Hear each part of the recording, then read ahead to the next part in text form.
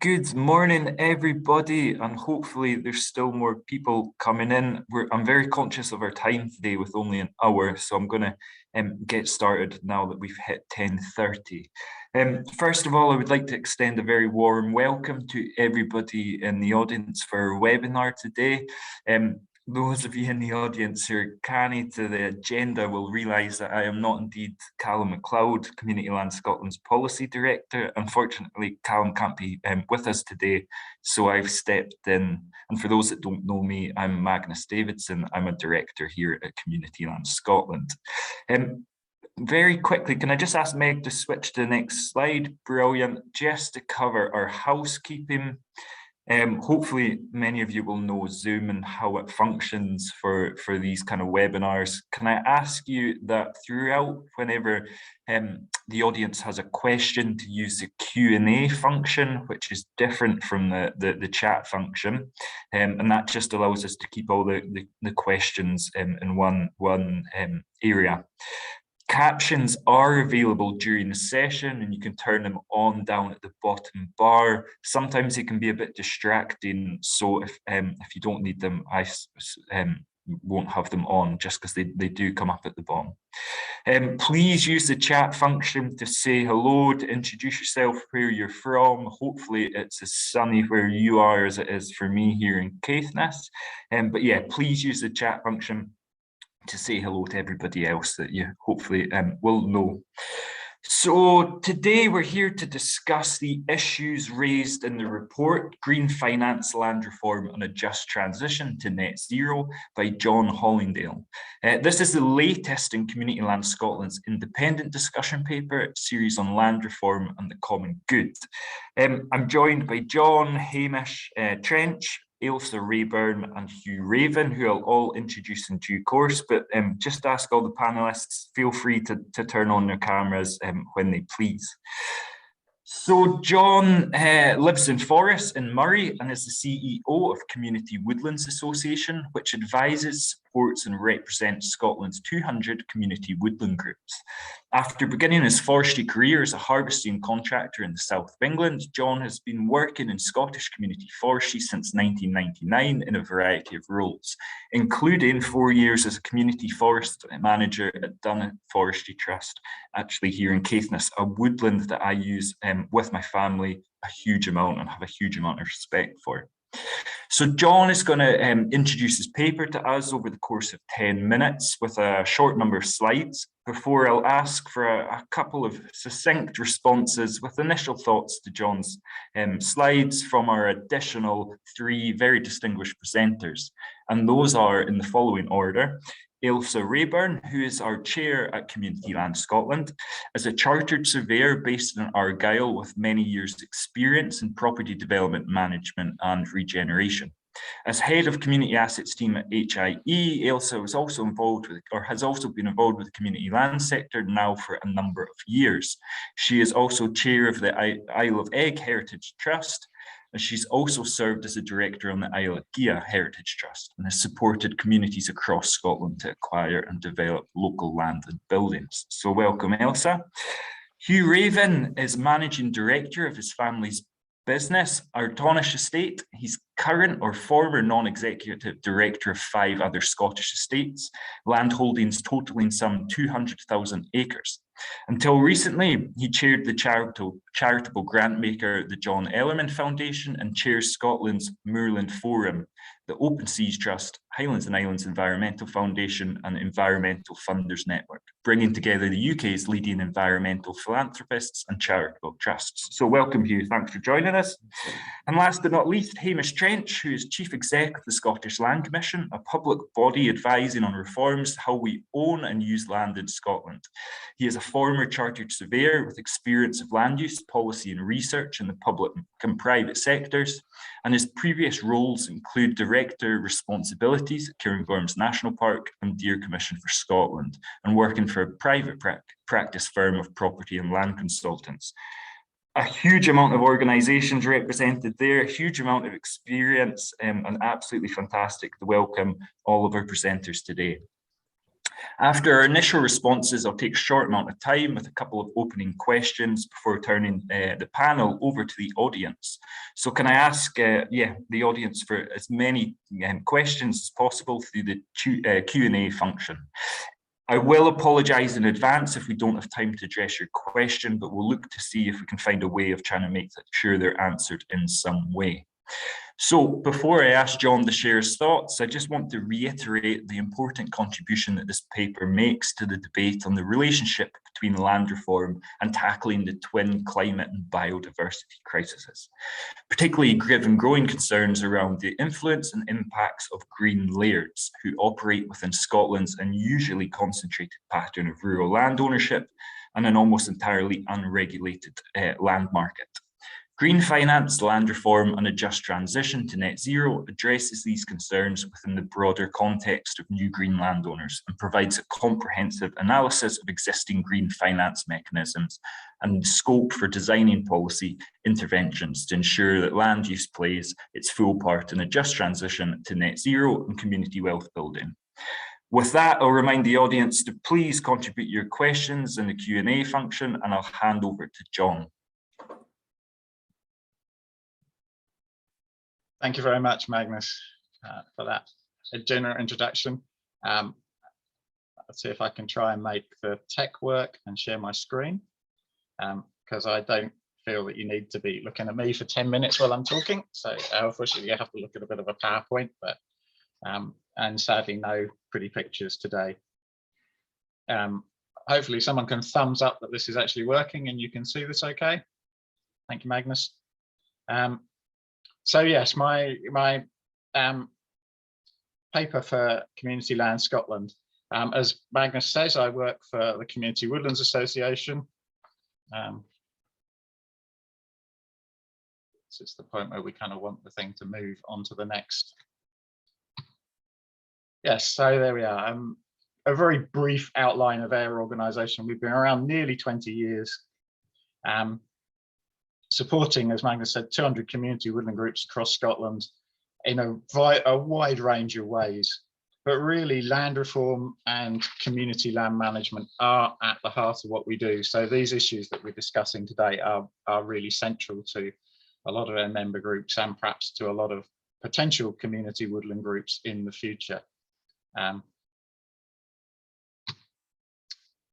background to the paper that I ended up writing for Community Land Scotland was initially being asked to just sense check some work that an intern had done on green finance last summer.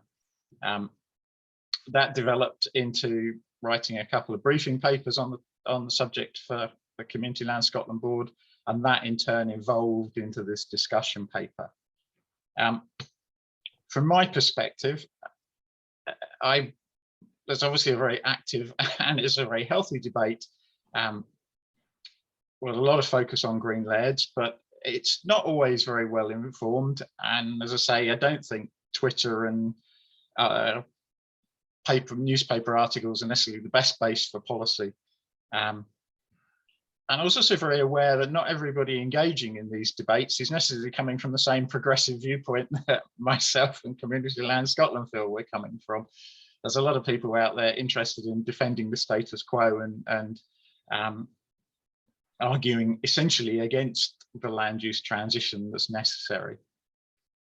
And I also felt that the exclusive focus on the green lairds actually is likely to lead to poor interventions that maybe do more harm than good. So I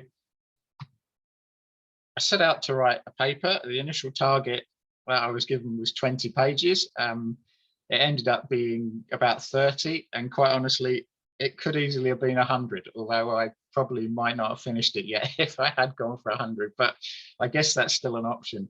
It is a very big, complex subject that feeds into a lot of policy threads and a lot of debates, and I ended up having to constrain myself to get it done in what could be reasonably considered a discussion paper. But essentially, I covered 4 main topics. How do the green grants and carbon credits work? What do they pay for? What's being funded? A bit of a discussion about the new and old green landowners. Green lairds is a very catchy term, but it's not entirely helpful. The green lairds themselves are not by any means a homogenous group, have a range of backgrounds, objectives, business plans, etc. And of course, there's a great deal of activity being done in this area by existing landowners, who again are by no means homogenous. There's some very, very good practice in the private sector. There's some very, very poor practice in the private sector. And of course, the public sector is involved as well. A really big topic I wanted to cover was that a lot of the issues and the trends we're seeing are actually,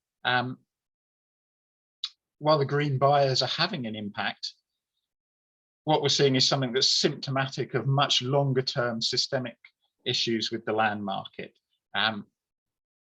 We've been making this case for 20 odd years. People have been recognising this case. If you go back to the work of the Land Reform Review Group, the Scottish Fairs Committee inquiry into land reform in 2014, or even back to the Land Reform Policy Group that Lord Sewell chaired before devolution, you'll see that actually a lot of the same issues that we're discussing now were discussed at that point. This is by no means a new thing. And I think if we just focus on trying to fix green finance, we don't come anywhere near fixing the land market as a whole. And finally, this green finance gap. There's a bit of a commonly repeated trope, I guess, that climate change and biodiversity loss are too big a challenge for the state to cope with, and therefore the private sector investment is required. And there's undoubtedly a truth in that somewhere, but at the same time, it reads a bit like an abdication of responsibility by government. Let's just let the market sort out the difficult issue. And I think it's very clear that actually there's a lot of money, a lot of levers at government's behest that it just isn't using, as I would see it, properly.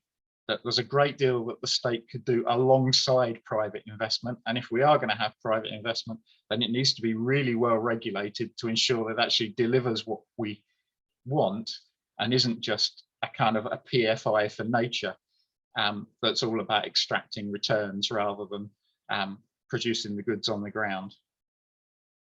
And this basic question, how do we deliver land use change whilst having a fairer distribution of benefits? So I ended up making 12 recommendations under 4 headings. I'm not going to go through all 12 of them, detailed. Essentially, review and better regulation of the green finance mechanisms and the grants themselves. How can we make sure that they give good value for money and they contribute effectively and fairly to delivering net zero? Reforming subsidies and tax exemptions. If we want to fix the land market, we have to unpick the current fiscal architecture, which perpetuates the unsustainability of land use and unsustainability of land use ownership patterns. And I deliberately constrained myself to talking about reforming, reviewing the existing fiscal measures. I didn't consider new mechanisms. I know there's a lot of enthusiasts for annual ground rent, or people have proposed carbon taxes and wealth taxes, and it may well be that they all have a part to play, or they are a bigger part of the answer, perhaps in the long term. But I just wanted to fix on what we're using at the moment and how that actually in some ways contributes to the problem rather than the solution. The third set of recommendations were about better regulation of large-scale landowners and land use, focusing particularly about revising and beefing up the land rights and responsibilities statement and bringing in public interest tests as a set of mechanisms to ensure that more landowners, or perhaps all large landowners, deliver best practice. And then finally, provision of community benefit funds to help that broader distribution of benefits. Again, constraints of space and time meant I focused on kind of cash for community benefits, but I think we all recognise there's a much wider suite of options by which landowners can help provide community benefits over and above cash, whether that's kind of joint ventures or provision of land or other support. So, but again, that would have been another lot of pages. So throughout this, it's not an exhaustive list of options, or unfortunately, a complete solution to the climate crisis. The reality is we have to do all of this and a whole lot more to get anywhere near keeping the to 1.5 degrees rise. But it was intended to show how Scottish Government action could be better aligned to actually delivering our objectives. And primarily, I guess, was designed to get this information out there to say, this is the basis for discussion. This is what we feel needs to get done. How are we going to do it about it? How are we going to get out in front of these issues and tackle them head on, rather than stepping back and somehow just allowing the market to sort it out? Because maybe you're sitting there thinking, oh, well, the market's fantastic about providing us with the solutions we need. I'm not completely convinced about that. And I think leaving this to the market is not going to work. That's all I wanted to say. Just to put my contact details up. As I say, I'm sure we'll answer some questions, but if people have other specific questions afterwards or community woodland questions, then I'm very happy to try and answer those, beyond this event. So thank you very much. I think that's probably just about within 10 minutes, Magnus, so that's me. Excellent, thank you, John. Yeah, that was pretty much bang on 10 minutes, and I realised that I actually had crept over my allocated 5 minutes. So I'll very quickly hand over to Ailsa, just to please give us a couple of minutes response or thoughts on the paper from your perspective. Thanks, Magnus, and thanks, John. Thanks again for a really comprehensive, thoughtful and well-evidenced paper, which has been very well received. It's had a huge amount of coverage.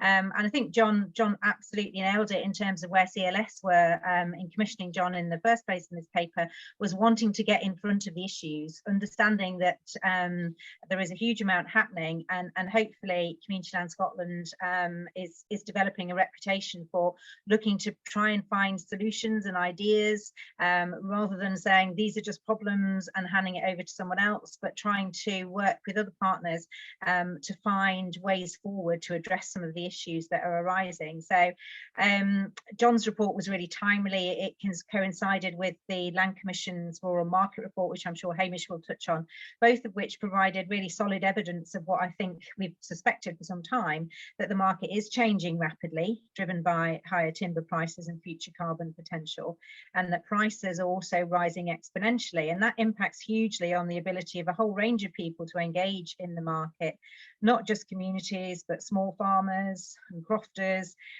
households looking to make their home in Scotland. And we know that many of the new purchases are driven purely by market speculation. They see where the market in land is going in Scotland, and they perhaps probably mostly fail to recognise the social and cultural implications of land ownership in Scotland. And of course, that's been a pattern within many Scottish rural areas, particularly the Highlands and Islands, and it's part of a narrative arc that has seen population and culture hugely diminished, and the ongoing loss of our region's young people. In the 2019 Young People Survey by HIE, 46% of our young people were committed stayers against 22% committed leavers, but there's no housing, there's no access to land. That all makes that really difficult. So as well as the personal impacts restricted access to land and housing has, it also has a huge impact on business growth and sustainable economic development in our rural areas. The impacts of the global interest in nature-based solutions, carbon, rewilding, tree planting, call it what you will, is playing out every day here in Scotland. And it's a really significant issue for many rural communities. And it's clear that we need to work together, a whole range of organisations and communities, to start regulating and controlling these impacts. And this could be through removing the opportunities for the secret off-market transactions identified in the Commission report that blight Scotland's desire for openness and transparency and prevent anyone, apart from those with very deep pockets and unknown intentions, from being able to acquire land. And it will be building on the really useful interim statement by the Minister on responsible investment in natural capital and a strengthened land rights and responsibility statement requiring all landowners to live up to the responsibilities of owning land in Scotland. It'll be by the introduction of public interest tests on transactions and existing holdings over a certain scale.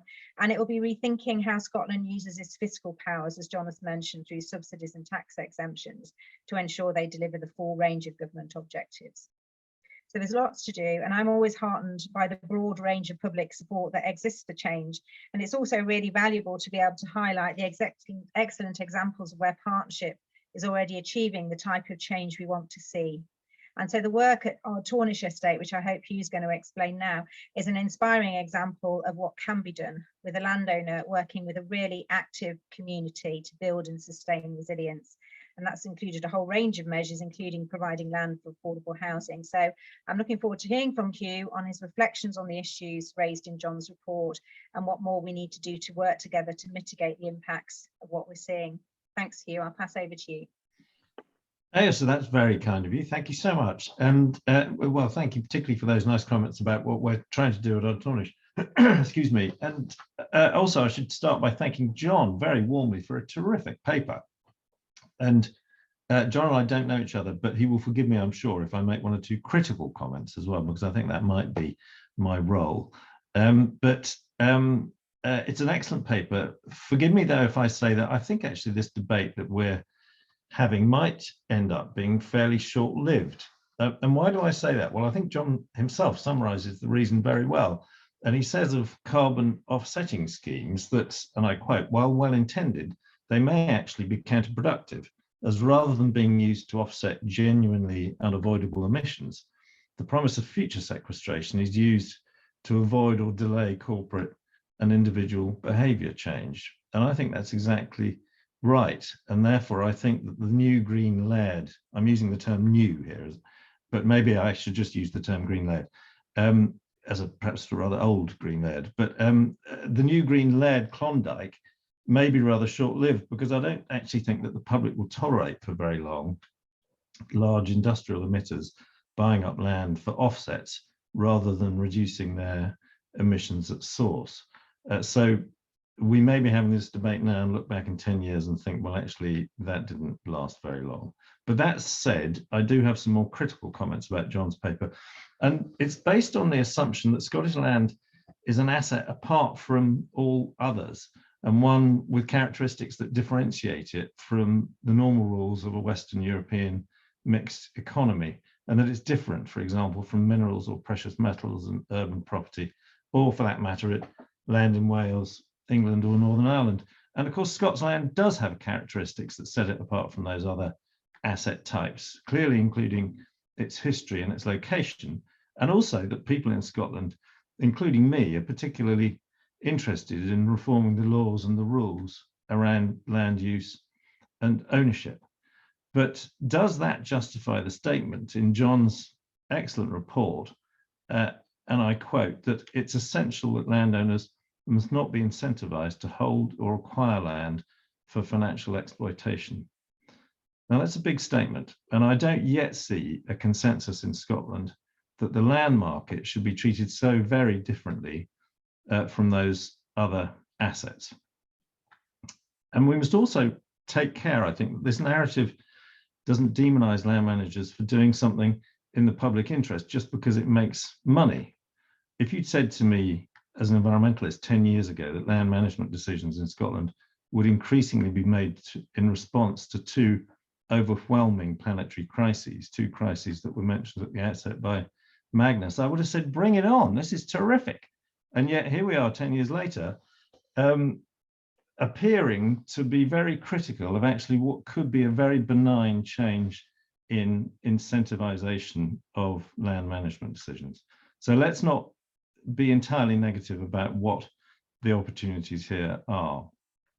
And forgive me if I also comment on concentration and scale of land ownership. And of course, I understand why that's such a hot issue, though I've actually never seen validated the claim that Scots land ownership is the most concentrated in Europe. It may be, but I would like to see authoritative research to that effect.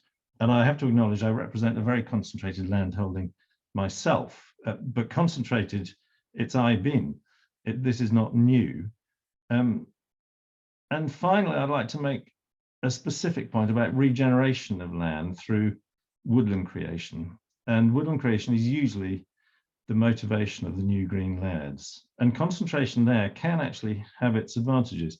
And consider this example, if you would.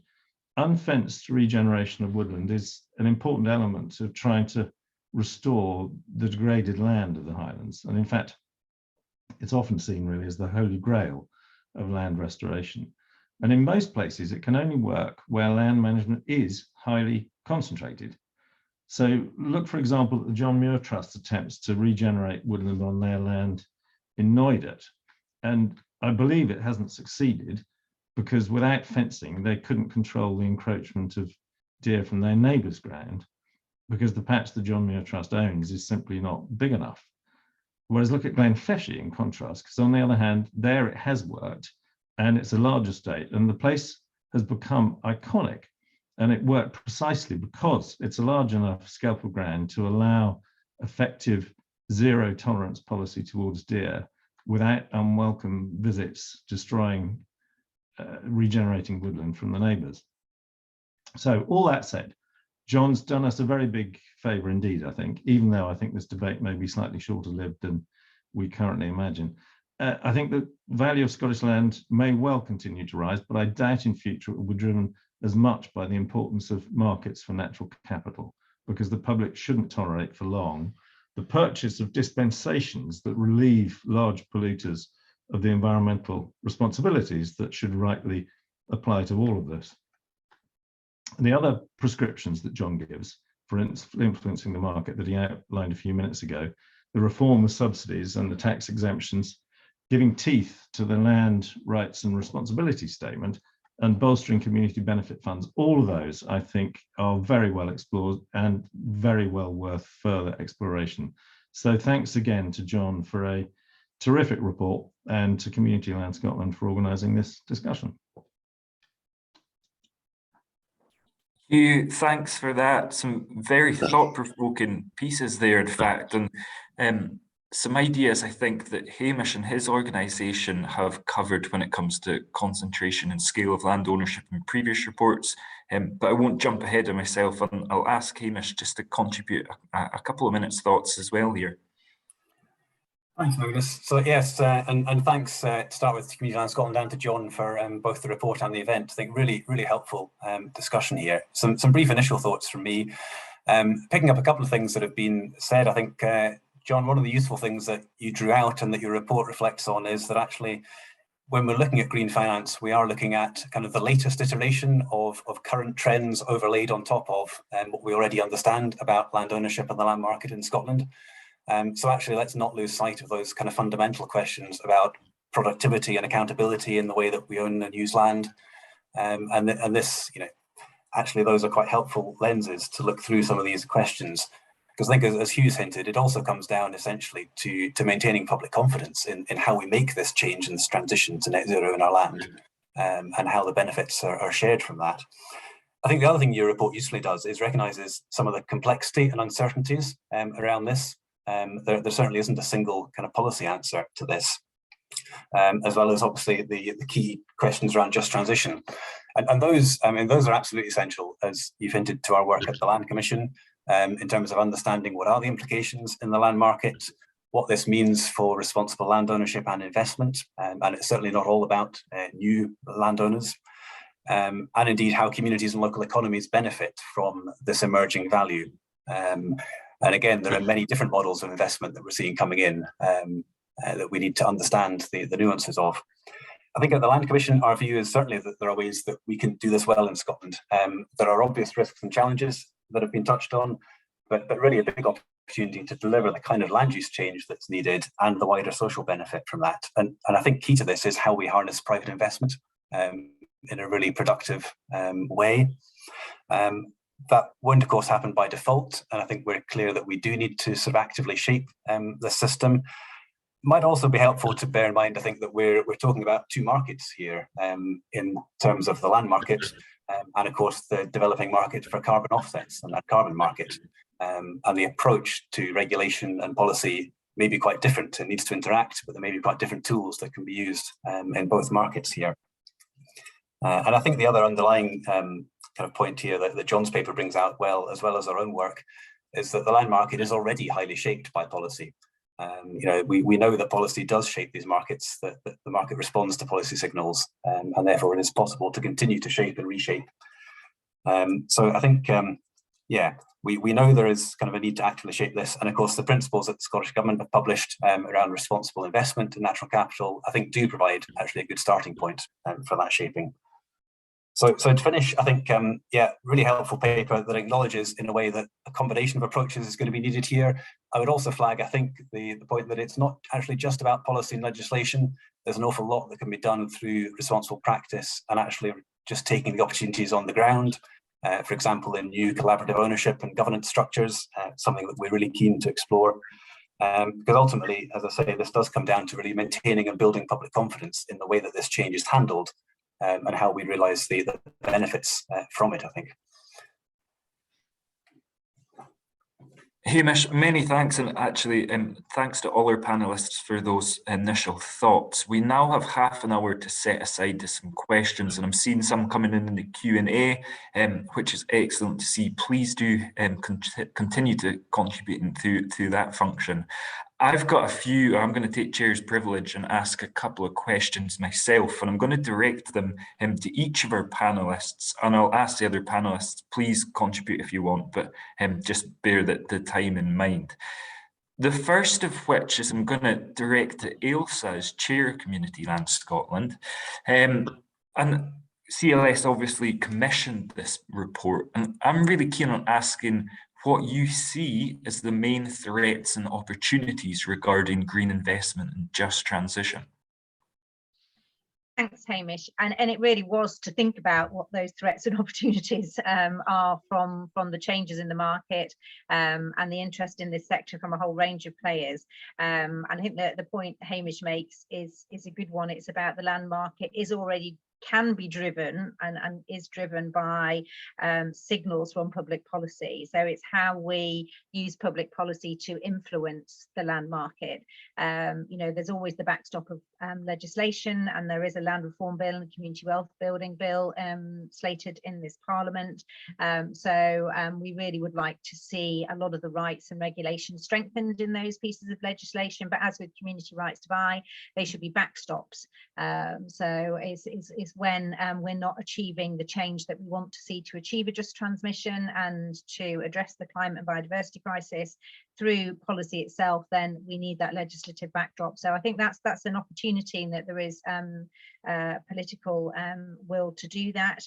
I think we've seen that the availability of some of these mechanisms allied to the tax exemptions and subsidies that Jon talks about in his paper could potentially further concentrate the monopolization of wealth, and in particular influence in some of our rural areas that large land ownership has.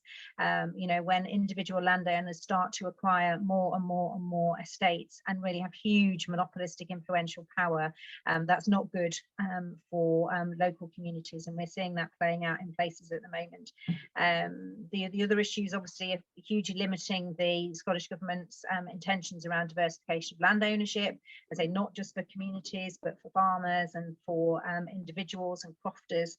But there are opportunities, and Hamish has mentioned them. It's work that we're looking at the moment is about more collaborative ownership mechanisms and using the skills and experiences and resources of communities and the private sector and NGO sector, perhaps look at new ways of owning land and managing land, and that might address some of the really good points that Hugh made about scale, the scale that's required to achieve the landscape change that we want to see. And it will also enable benefits to be shared more equitably. So this comes back to, we shouldn't be allowing green finance mechanisms and tax and subsidies to further concentrate wealth and power in the hands of the already wealthy and powerful. Thanks, Magnus. Ailsa, many thanks for that, and the further concentration of particularly land is something I think that we're feeling here in the north of Scotland from green lairdism at the moment. So yeah, very pertinent to my own thoughts and opinions here. I'll just conscious of time, so unless anybody wants to jump in and interrupt me, I'll move on to a question for Hamish.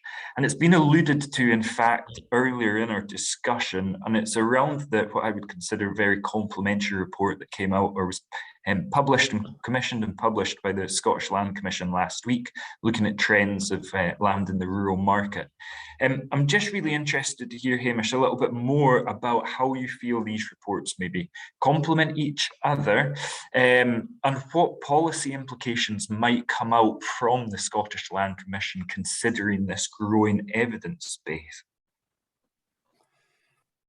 Yes, so I think the two reports do touch on and reflect on some of the same changes that we're seeing happen in the land market. And the report we published last week, which is led by SRUC, really is a kind of insight report to help us understand what's happening in the rural market and why. And I think one of the key kind of findings we take away from it is actually it's not all about carbon. You know, as we started here, it's not all about being lairds and carbon. There is undoubtedly a significant change in the way land is being valued and in terms of the appetite and motivation of some new buyers coming into the market, and in part that is carbon offsetting and wider environmental enhancement, which obviously can be a good thing. But also I think the report shows that there's some significant drivers for more conventional forestry investment in particular, not least driven by continued high timber prices. And I think it's helpful in reminding us that that underlying driver of investing in land as a safe investment, particularly in choppy economic times, is still quite a strong, or still seen as quite a strong influence in motivating investment and corporate interests. So the report I think helps just disentangle some of the different motivations coming into the land market at the moment. Not surprisingly, it highlights the rising prices and increasing values, which I think we can all see. Perhaps more surprisingly, I think it highlights an increasing proportion of off-market sales, and that's one of the things we want to engage on. What are the implications of that? Why is that happening? What does it mean? And what are the implications? So over the next couple of months, we will be engaging particularly on the implications of this, really to understand what it means for responsible land ownership, particularly for the ability of communities and others to be able to act in the market, and what it means for transparency and improving market information longer term as well. And in terms of what you can expect coming from the Land Commission, I think three things coming in the near future. There'll be advice on that land market piece following engagement over the next couple of months in the summer. We'll also be publishing a protocol, the Land Rights and Responsibilities Protocol on Good Practice around investment and ownership on natural capital. And then we're also putting in place work now to support an exploration of effective community benefit mechanisms. So those are three areas that we're taking forward over the next few months. Excellent. Many thanks, Hamish. And I'm just going to quickly allude to one of the questions that was asked in the question and answer box, and has actually been answered by John, who said that yourselves at Scottish Land Commission have engaged with John from the paper, which is just really heartening to see. And yeah, delighted to see it. I'm very conscious of time, so I'm going to move on to my next question and direct it at Hugh. And you also alluded, I think, earlier on to the fact that you own land ownership and you own land and you have very good green credentials. I'm really interested in your opinion on the term green laird or new green laird and old green laird. I've certainly given my own thoughts in the public sphere on this, I think, having been provoked by you to do this. So I'm just really interested to hear your thoughts on the usefulness of this term in the debate, whether it is useful and whether it's provoked the kind of response that we're seeing today. Thank you, Magnus. Well, I think it's mixed, and actually I'm not quite sure that I agree with John in referring in the paper to it as pejorative. I don't think it's always pejorative, because I think there are some positive elements to it. And as I mentioned earlier on, I don't want to repeat myself, but the fact that people are acquiring land with enthusiasm for environmental services is, to me, a terrific step forward. So there are some good aspects, but I completely take Ailsa's point, and the point that's also made in the paper, that often the people who are acquiring land are completely tone deaf to context and not interested in and not engaging with community. And it would probably be slanderous for me to mention on this call recent examples, but I think we've all seen them reported in the press, so maybe it wouldn't be slanderous. Anyway, I'm not going to do it, but I'm sure you know who I might be referring to. So of course, context and community are very important. And actually, I think Jon nails it when he says we need to look at the community benefit dimensions of land that changes hands for environmental services. That seems to me to be a really positive thing that we should be looking at. So I take it as a mixed term. It hasn't actually been used at me, so to speak. It may be in future, and I will probably respond in like manner as I just have. Can I add one other thing though, Magnus, which is about land concentration? And I also quite rightly referred to the Scottish Government's policy trying to diversify land ownership. The biggest private estate to change hands, as far as I'm aware, for decades, was not far away from where I'm sitting now in Lochaber. And there was an opportunity there for community buyouts of what I still refer to as the Alcan estates, the estates that are now owned by Sanjeev Gupta. The Scottish Government intervened precisely to ensure that remained in private ownership over the heads of community buyout bids. So the Scottish Government needs to be consistent in its approach to this. That note there, Hugh, kind of leads on to my next question aimed at Jon, and I'm just going to hold my hands up and say these are personal thoughts, not representative of any organisation I may be involved with. But Jon, your report has some quite interesting taxation and agricultural reform recommendations. Actually, 2 points where CLS probably don't have fixed policy positions. Some of those could be perceived as being quite, or not for the faint-hearted. How do you think they might be received by a government, and it could be either governments probably in this case, who are who may be tinkering when it comes to land reform, as often said by I think many in the sector? Thanks, Magnus. Yeah, I'd say there are some recommendations in there about agricultural taxation, and yeah, they are very challenging. And I wanted to, I wasn't writing a report that was intended to be CWA policy or CLS policy. It was to say that actually these are the issues, and we have to be honest and upfront about what the issues are if we want to achieve what we want to achieve, and they have to be tackled. Subsidies and taxation, particularly in agriculture, are just so embedded. We've had them there for decades.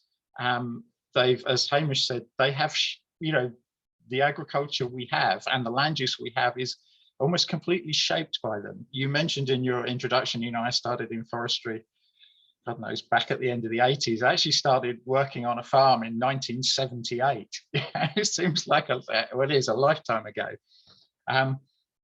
The vast majority of that period, obviously, forestry was very much the poor relation, but picking the crumbs off the table while the lion's share went to agriculture. And that's something that has changed very, very recently, that suddenly forestry is seen as a more attractive land use and a more financially rewarding land use. And of course, that has raised a lot of the, a lot of the people complaining about this land use transition are complaining about precisely that and the potential loss of their entitlements, which is how these things are dealt with. But I don't think we should be shying away from saying the way that we subsidize and exempt sectors from tax is a problem. Partly because there is actually no policy justification for it. If we identified specific, for me, the reason you subsidize something, or you give a grant for something, or you give a tax exemption, is you say very clearly, this particular thing that we want to support is a public policy good, and therefore we've designed an intervention that supports that public policy good. So we give people grants for planting trees because we think planting trees is, assuming right tree in the right place, it's a good thing. In the same way, we give grants to people to insulate their houses or put solar panels on their roof, you know, which increases the value of their house, but it's, you know, a public policy good. There is no such background for agriculture, you know, the subsidies and the tax exemptions that go to agricultural land use. So simply, we're doing it because we did it last year, and we did it the year before, and we did it the year before that. So changing it would be very challenging and would be very difficult. And if it was done in the way that New Zealand did it a couple of decades away, of just kind of have a year zero approach and stop, that would be very damaging. My belief, my proposal, which admittedly isn't fleshed out enormously in the paper, is that we need to spend this money, or the Scottish government needs to spend the money actively delivering change and actively delivering the land use transition, rather than just keep on pushing money into it because you don't have any other answer. So things need to change. We need to change how we do land use quite clearly. Let's spend the money on making the change rather than keeping on the status quo and just kind of hoping the market will sort it, which ultimately means people going bankrupt, and probably, as we've said, leads to people concentration of ownership, which is happening in farming, quite apart from, you know, any issues around green finance. The two small farms that surround my house have both been brought up in the last 5 years by someone who already has 3,000 hectares of farmland. But he's got the money to buy the small farms. They're not going to new entrants. They're actually, you know, we're aggregating farm size, completely aside of anything to do with green finance. So long answer, difficult issue, but just because it's difficult doesn't mean we shouldn't tackle it, because I believe we're not going to actually get where we want to go unless we do tackle it. John, thanks for that answer. We've got some excellent questions coming in, and some of them I think can be answered quite quickly, but there's one which I would like to hear some thoughts from that aren't directed at anyone. But it's interesting, it comes from Annie Key, and she's saying thanks for all excellent contributions. She's very interested to hear about the opportunities from collaborative ownership and governance structures that Hamish has mentioned.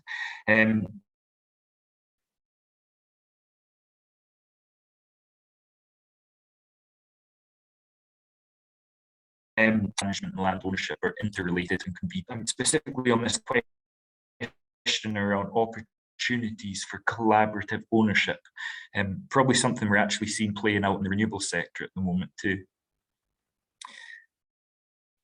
Hamish, yeah, excellent. That'd be great to hear from you. Yeah, happy to come on this, Magnus. And I think it is an area where there is a good opportunity in Scotland anyway, but I think it's actually boosted by what we're seeing in terms of new investment, you know, becoming available in terms of green finance. And we have been slightly siloed about thinking about ownership as either private, community or public. In a lot of countries, those boundaries are much more blurred. And I think picking up one of the comments that I see in the chat as well from James Curran, question about the role of NGOs in Scotland, I think there's a huge opportunity actually for, you know, innovative collaborative ownership models that bring together private investment with the experience and expertise that we've got within the NGO sector in Scotland, with the commitment that we've got within the communities, and actually look at the kind of collaborative governance models. And it may not be quite the traditional community ownership model that we've developed in terms of exclusively community ownership, but there may be significant opportunities there to bring different interests in, each with a stake in ownership and playing to their strengths. And I think there's a huge opportunity in practice just to explore that now. Hamish, thank you for that. I'm going to go to Ailsa next because she had her hand up next, and then to Hugh, and I'm going to tap on a question when I ask Hugh to contribute as well. So Ailsa, thank you. Thanks, Magnus. And yeah, I completely 100% agree with Hamish there about the need to look at new governance models. As Magnus mentioned at the outset, I'm chair of the Isle of Egg Heritage Trust, and that's unusually constituted in that the three main members of the trust are Highland Council, Scottish Wildlife Trust, and the Residents Association on Egg. Now, the Residents Association, by the virtue of the number of directors they can elect to the board, are always in control. But when the Isle of Egg Heritage Trust was set up 25 plus years ago now, now, there was a recognition then that actually being able to bring in other types of public and NGO type ownership to that type of situation was really valuable, and it's proved to be incredibly valuable over the last 25 years. It's EGG's 25th anniversary this year, and I know the same's happened in Harris and Noidart. So I think we need to think out of the box a bit more about what some of these ownership structures might look like. Coming back to Hugh's point earlier about the need for scale to achieve the landscape restoration that we need, that if we had more collaborative ownership mechanisms, and we started to see it a wee bit at Langham with different organisations coming in and contributing skills and finance to the acquisition. So we need to be building more on that, but the current legislative and SLF requirements don't facilitate it. So there's quite a lot of work to do there. Thanks, Magnus. I'll pass back to you for your question to Hugh. Yeah, perfect. Thanks, Ailsa. Hugh, I would love you to come in on this, but just at the end of your response, I wonder whether you can address, as a landowner yourself, one of the earlier questions which asked around creating or should landowners in Scotland be required by law to help create affordable housing for a proportional number of individuals to the size of that estate. I'm more interested in the wider sense, what your opinions are as a landowner and helping to make that land available for housing in areas where housing is the critical issue, where I think Ailsa outlined very well earlier on. But I'll let you answer the original question first. You're muted, Hugh, so.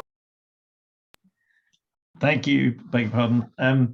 I'll pick up on what Ailsa mentioned first, just about partnership with the Scottish Wildlife Trust. We've got one here at Ardtornish. There's a nature reserve, the Rahoy Hills, which we manage conjointly with them.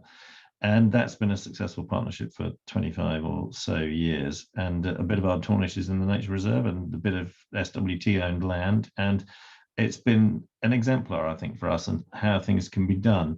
I think more broadly, it's a shame that deer management groups, which are now fairly effectively run across Scotland, I think, focus only on deer. Why aren't we talking about collaborative management that deal with matters other than just deer? I know deer are an important determinant of ecological health, but we should be trying to broaden that existing collaboration to incorporate other issues, definitely other natural capital issues, but also I would think social and economic issues too. And on the question of housing, Magnus, I like the idea of there being an obligation. I think it might be very difficult to apply, not least because some people own land in places where more housing is not a priority. For example, I'm thinking of bits of Noidart where you'd have to walk 12 miles to get to your house. So it's not going to be universally applicable. But nonetheless, I think it is an absolutely critical question. And we've done a bit on that. And thanks to Ailsa for referring to that earlier on. At Ardtornish, we know we need to do more, and it's without doubt holding people back. Holding communities back. One thing I would say, however, forgive me for going into this in perhaps more depth than you were expecting, but one of the reasons people haven't built houses in Morven historically is because until there was a very brief blip in the market in the mid-noughties, never has anybody who's invested in bricks and mortar in this community got their money back, ever, in the history of humanity. And consequently, it's easy to blame a whole range of things, and I would blame Scottish Water and the planners as well as private land ownership. But it actually is down to human instincts not to spend money on things that are bad investments. It's a particularly interesting point from my own respect, and I wouldn't argue, walking 12 miles into an area is a real interest of mine, particularly when it comes to the repeopling debate. So I wouldn't rule it out, and I've got some thinking there. And it opens up a whole wider question around NPF4, potentially even whether or not some people trying to reconnect with the area and Tuchas would potentially look at it indifferently and whether or not investment is as high up the priority there, as you maybe to counter what you're maybe pointing to there. I'm going to come back to John, who's had his hand up, and I know that Katrina has also put into the chat around some of a question which you've kind of alluded to as well briefly with New Zealand, but I'm going to ask you to come back on the original question before moving on to this one, which asks, while I appreciate there's specific nuances, both historical and current in Scotland regarding land ownership, curious if CLS, or maybe potentially with community woodlands in this case, looked at outside Scotland to help inform what to do here. So I think you've alluded to New Zealand already, but whether there's any further afield here. But I'll hand back to you for that original question first. Thanks, Magnus. Just on the previous point that Hugh was making, I mean, I'm not sure I would particularly support that every landowner over a certain size has an obligation to deliver affordable housing, because there are reasons why that works better in some areas, and there are some areas where it's more important for communities than others. What I do think is that we need to move to a situation where all large-scale landowners have there's an expectation on them to deliver community benefit in one way or another, in a way that suits the land and also suits the community. And there are various models by which that can be delivered, some financial, some other. In terms of models of shared land ownership, no, we don't have very many. As Hamish said, not least, of course, because of the requirements of the formal mechanisms, community right to buy and asset transfer and the Scottish Land Fund tend to push us into this kind of binary world of community or private. But there are a few models, a few examples of things that have worked. Arcade Community Forest, where what was Forestry Commission Scotland was selling just over 1,000 hectares of Caledonian pine forest. Community wanted to buy it, but realised they couldn't either probably raise the money or have the capacity to manage the whole thing. So they have worked in partnership with Woodland Trust, who essentially paid for the whole thing, but the community owned 50 odd hectares of it. The remainder is owned by Woodland Trust, but managed under a management agreement, an ongoing kind of MOU with the community, where the community have got a very large say in how that block is managed. They've got shared interests, obviously, in restoring Caledonian pine forest. And then there are various other good examples where landowners work in partnership with specific community woodland groups in the management of particular patches of land. So there aren't very many of them, but there are models out there that we can build on. But as I say, we have to think about how we change the structures of what community ownership means. As I also said, when Egg Heritage Trust was set up, was before all the formal mechanisms were there, so they were able to constitute themselves in a way that probably wouldn't be supported these days. And perhaps we need to roll the clock back a little bit and think about a wider range of models. I also, if you don't mind, I wanted to quickly answer a very quick question that also came up in the chat, which is about the issues around, the concentration of land ownership in Scotland. And Hugh raised this as well in one of his points in his very kind comments. Yeah, we don't have definitive figures. Everything we know, or we think we know, is based on research of people who've gone out essentially privately to try and do the sums.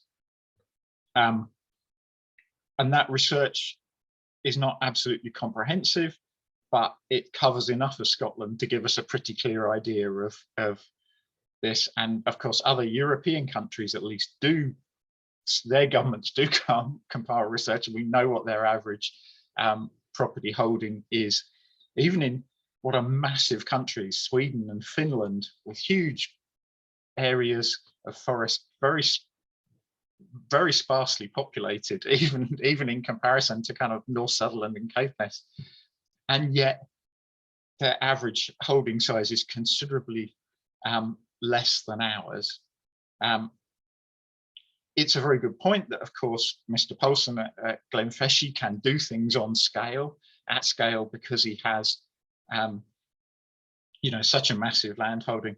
But the reality is, if you absolutely need land holdings on a massive scale to tackle climate change, then the rest of the world is stuffed. They aren't going to be able to achieve it because they've got everything divvied up into little land holdings of 10, 20.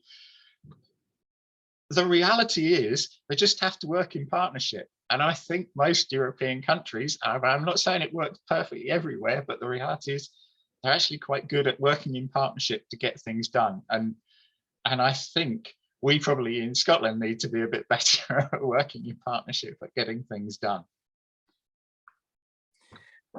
Do you know, sorry, John? Long answer.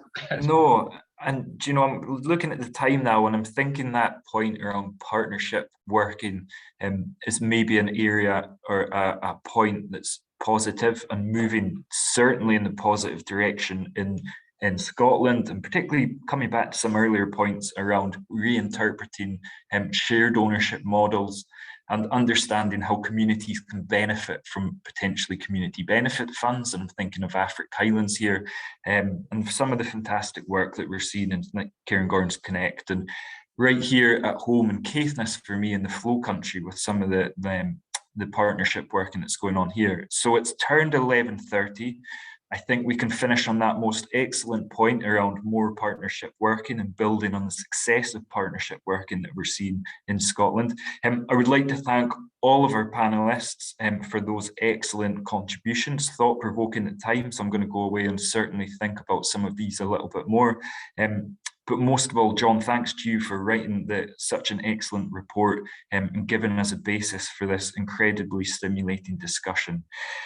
And last but not least, thank you very much to everybody who's given up an hour of their time today to join us, not least Meg, because I know that she's been helping us out in the background here and has an incredibly important event tomorrow. Ailsa, I see you with your hand up. I'll hand back to you very briefly.